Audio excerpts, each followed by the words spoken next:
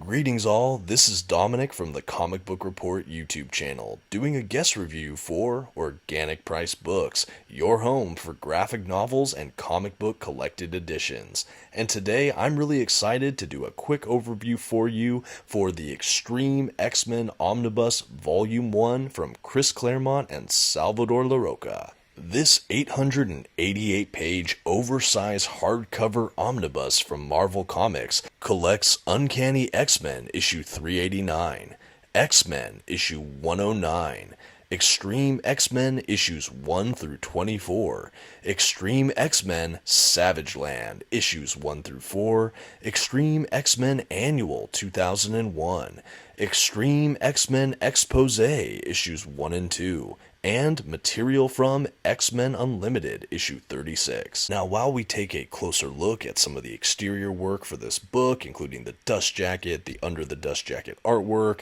the binding, all of these things I want to show you, I just want to give a little more context for this collection. Now, this series was a new series for Marvel back in about 2001. I believe this series was running roughly concurrently to the new X-Men run from Grant Morrison at the time, so this is sort of a twin book to that as far as running just in parallel, and it's a really interesting lineup and a really interesting whole conceit for the series. I will be honest that I did not know much about this title before reading this omnibus these last few weeks, but I was really excited to dive in, mostly because it was still a sort of modern X-Men run that I had not heard of, that I had not read, but I knew that there were mutants on this team I was really interested in learning more from. And having personally read and reviewed on my own channel some of the earlier era Chris Claremont, I was really curious to see what Claremont looked like in the 2000s within the world of X-Men. And I have to say, it's definitely a decidedly different feel, approach, and just team dynamic in many ways. But there are still Claremont elements I see strong in this collection, and overall I found this to be a really enjoyable read. As a side note, I do think it's funny some of the characters they decided to include at the front of this Under the Dust Jacket art, as Beast is the only one that appears in this collection, I would say with any degree of frequency, and even he is not consistent. Nightcrawler I feel like is hardly in it, and I don't know if that was Jean Grey, but she's only in a few issues herself. But this exterior work under the dust jacket looks amazing. I love the way the blues punch out of the red, and overall I think the design work for this whole omnibus was absolutely phenomenal. I believe that the cover I have on this dust jacket is the direct market cover. There's also a standard edition omnibus cover that I believe I used that image in the thumbnail for this video. But overall, a really well made and well looking omnibus. I enjoy the modern aesthetic of the back of the book, but I also like that we also get little thumbnail images of all the covers of the issues included in this collection. We see this a lot with a lot of the Silver and early Bronze Age omnibuses from Marvel Comics, and I like that they still preserve that here, but in a way that looks modern and fresh. Like I said, I really like the design work, the whole aesthetic is really interesting. I even think some of the art in the interior of the book itself is interesting. I think I read somewhere that there's not a ton of inking with some of the images, and it left this kind of hazy looking quality to some of the character designs, which you'll see as we make our way through the book. While that's not necessarily my favorite style, it did add a very distinct look to this X-Men run and this X-Men team in general, and I like the way that the art punches out compared to some other art in my collection. Now that we've taken a look at the binding, we'll go ahead and dive straight into the collection itself, and I'll showcase some of the different artwork and story arcs you can expect in this book. I will definitely try to go lighter on spoilers where able, of course. One other final note I want to make about the edition itself, if I didn't mention it already, is that yes, it's oversized and it's reproduced with some glossy print paper stock, just like it is in most Marvel omnibuses. Like many of these omnibuses as well, you can expect perhaps a little bit of gutter loss, but I actually felt like it wasn't terrible in this collection. There are moments in this collection too that have 2-page big spreads and artwork, and I think overall I was never really pulled out of it. I didn't see a ton of word bubbles slipping into that gutter too badly, so it never really hindered my experience. I think overall I really had a blast reading this. I had heard pretty mixed reviews about this collection overall, and I'm happy to report that this was a fun read for me, and one that I look forward to also reviewing in more detail on my channel sometime in these couple weeks. For today's purposes, however, what can you expect from Extreme X-Men? Well, maybe I can set the stage just a little bit for this run. The overarching premise for Extreme X-Men is simply this. The precognition mutant Destiny, who in this continuity at this time has passed away, but not before writing 13 diaries that effectively depicted the future of humanity and the mutants and kind of was a roadmap for the future. However, these diaries were split into all of these different separate books, and they were kind of jumbled or encoded or had everything all at once, but they believed that if they decipher it, it could be the key for the future of mutant kind and humanity.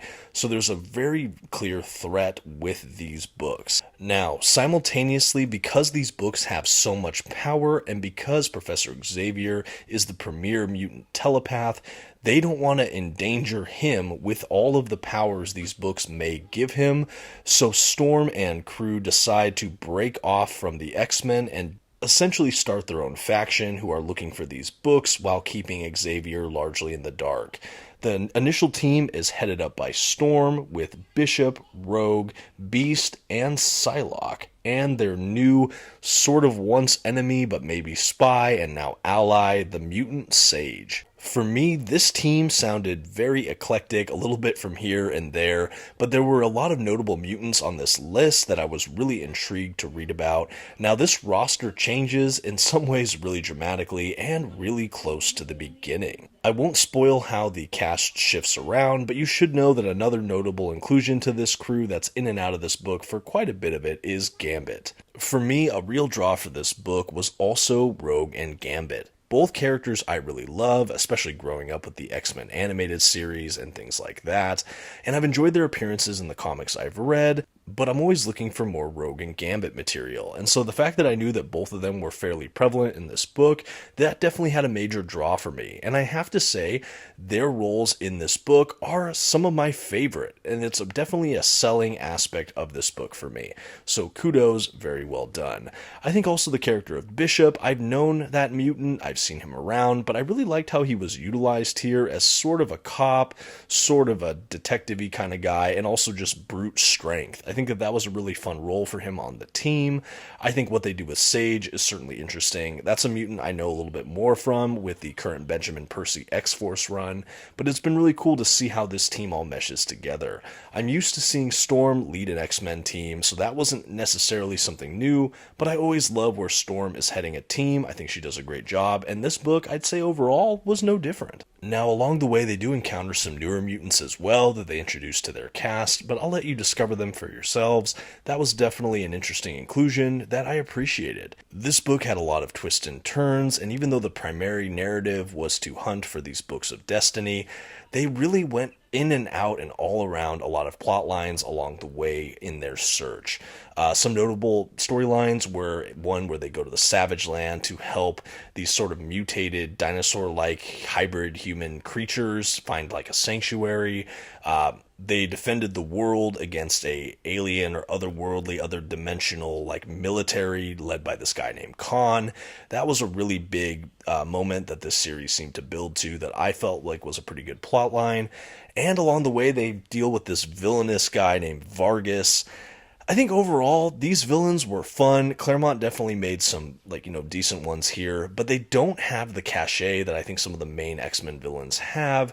I just felt overall they could have been a little bit stronger as far as the villains, but I did like that they introduced some new ones. All of the villains in here, just about, I have never heard of, and so it made it kind of an interesting, fun read, because I truly didn't know where this book was going to go. As far as the art goes, like I said, there wasn't a ton of inking, so a lot of the borderlines of the characters are a little fuzzier, which lent this kind of surreal, dreamlike quality, which was interesting. This was an early 2000s book, so we have a lot of experimentation with the art styles. This issue right here is obviously like a vertical format. This happened once or twice in the book. Really led to some cool scenes. I personally don't love flipping my book around to read it, but I think it was well done, and this omnibus preserved this issue in a way that was still pretty jaw-dropping as far as the artistic quality, and that was something I found throughout was pretty strong. Now, LaRocca's style without as much inkings is pretty prevalent as the main art style in this book, but the Savage Land story has a bit of a different art style, as well as the expose issues and the couple X-Men or X-Men Unlimited issues that we see in this book as well. So there is some variety, which is nice to see as well. My understanding is that this run is split almost in two. I think there's enough content in Extreme X-Men, especially this run from Chris Claremont, to fill up a Volume 2 omnibus, which is probably why this is Volume 1. But this is about a good middle point, and I honestly think that this was pretty conclusive. It seems to wrap up a lot of the primary story threads we get introduced in this book, and I feel like this was a really good bookend where you could jump off if you wanted, or you can double down when Volume 2 comes out. But as a standalone volume, I thought it was pretty enjoyable. It was maybe not the strongest X-Men omnibus out there, but it was a lot more fun than I expected, and I think to have a new Claremont era that I had never even touched before, it was definitely a fun read for me. Some sketches, some covers, a script, and an interview with Chris Claremont round out the extras just about. Not a ton of extras, but still some nice to see at the end of the collection. And that's your quick overview for the Extreme X-Men Omnibus Volume 1. Please don't forget to take a look at this and other titles at Organic Price Books. And for more reviews like this and more extensive ones, please go ahead and check out my channel, The Comic Book Report. Thank you so much for watching. Have a good one.